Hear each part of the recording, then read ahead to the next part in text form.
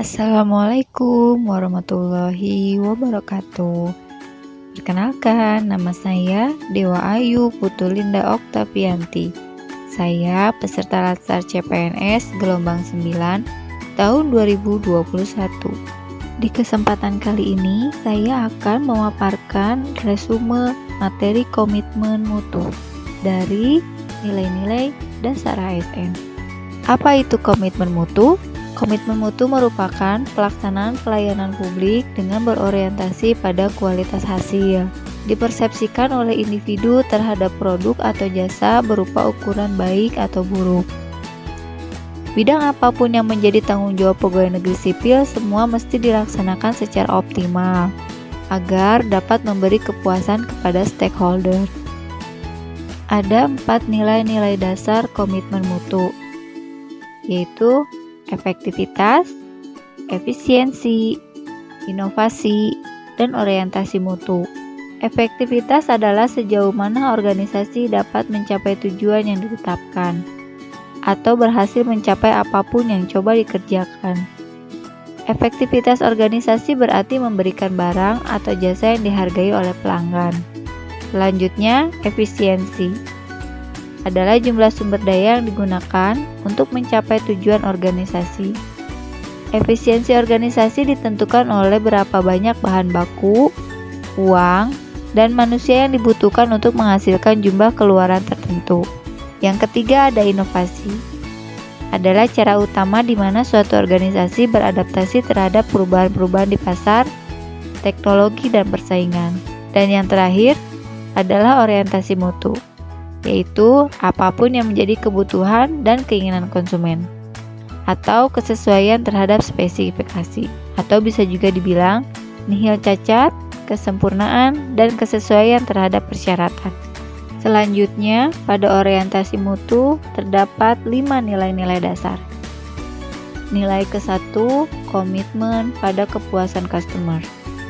Nilai kedua, cepat, tepat, ramah. Nilai ketiga, melayani dengan hati. Nilai keempat, melindungi dan mengayomi. Nilai kelima, perbaikan berkelanjutan. 5 pilar manajemen mutu terpadu yaitu produk, proses, organisasi, pemimpin, dan komitmen. Kelima pilar memiliki keterkaitan dan ketergantungan yang tinggi. Dengan dilandasi kelima pilar yang kokoh, target mutu dapat diwujudkan, bahkan dapat terus ditingkatkan. Berdasarkan gambar fishbone manajemen mutu, menunjukkan bahwa setiap institusi pemerintah harus memiliki target capaian kinerja bermutu, baik kinerja individual maupun kinerja organisasi. Merujuk konsep trilogi mutu dari Joseph Juran, pada baris atas gambar fishbone merupakan tugas pimpinan untuk menyusun rencana mutu, mengawasi capaian mutu, dan menetapkan program perbaikan mutu secara berkelanjutan. Pada baris bawah gambar fishbone merupakan tanggung jawab aparatur untuk mengikuti sosialisasi terkait rencana mutu yang sudah ditetapkan oleh pimpinan. Beberapa teknik atau metode perbaikan mutu, salah satunya adalah metode PDCA yang diperkenalkan Edward tahun 1950.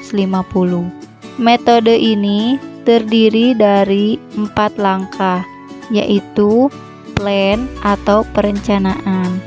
Pada tahap ini dilakukan identifikasi berbagai permasalahan yang dihadapi, penyebabnya, dan solusinya. Tahap kedua, do, melaksanakan. Dalam tahap ini rencana aksi yang sudah disusun harus dijalankan secara konsisten oleh semua orang. Tahap ketiga, cek, pemeriksaan.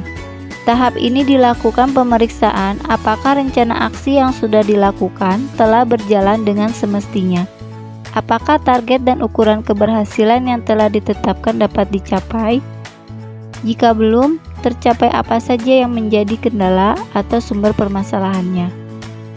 Tahap keempat, act, yaitu melakukan tindakan atau keputusan yang perlu diambil sebagai tindak lanjut dari tahap cek.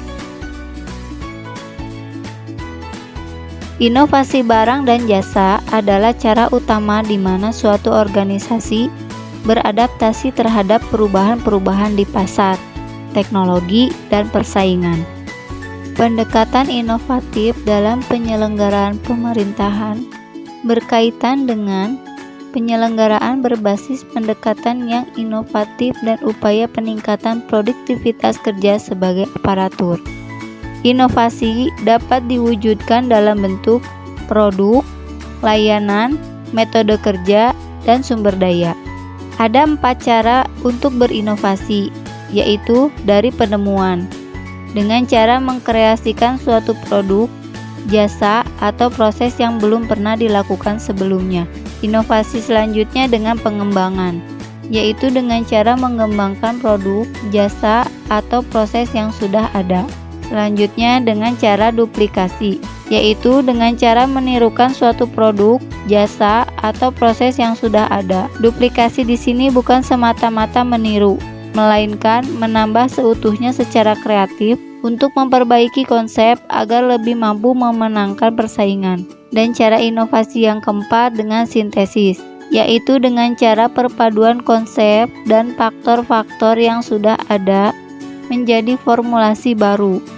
Proses ini meliputi pengambilan sejumlah ide atau produk yang sudah ditemukan atau sudah dibentuk sehingga menjadi produk yang dapat diaplikasikan. Ada 10 ukuran mutu pelayanan, yaitu nyata, keandalan, kompetensi, cepat tanggap, mudah, ramah, komunikasi, aman, pemahaman pelanggan, dan kepercayaan. Komitmen mutu harus kita jaga. Gimana ya caranya? Berikut ini cara menjaga komitmen mutu. Terdapat beberapa cara untuk menjaga komitmen mutu. Pertama, adanya tujuan. Setiap instansi harus menyusun program kerja yang berbasis mutu. Yang kedua, adanya peran, pengembangan budaya kerja yang berorientasi mutu. Yang ketiga, adanya prosedur, yaitu memiliki standar operasional atau proses standarisasi di lingkungan kerja. Yang keempat, adanya hubungan. Terciptanya hubungan yang baik antara individu, kelompok, atau instansi sehingga kepuasan pelanggan dapat tercapai. Dan yang terakhir adalah adanya kepemimpinan atau adanya peran serta dalam pengembangan mutu oleh pemimpin kebijakan agar tercapainya tujuan bersama. Bagaimana cara agar pelayanan yang kita berikan berlangsung dengan memuaskan? Yuk, ikuti saran ini.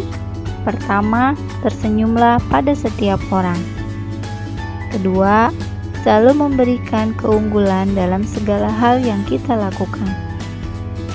Bersikaplah ramah kepada siapapun. Melihat pelanggan adalah seseorang yang spesial. Meminta pelanggan agar datang kembali dan ciptakan suasana yang hangat dan bersahabat.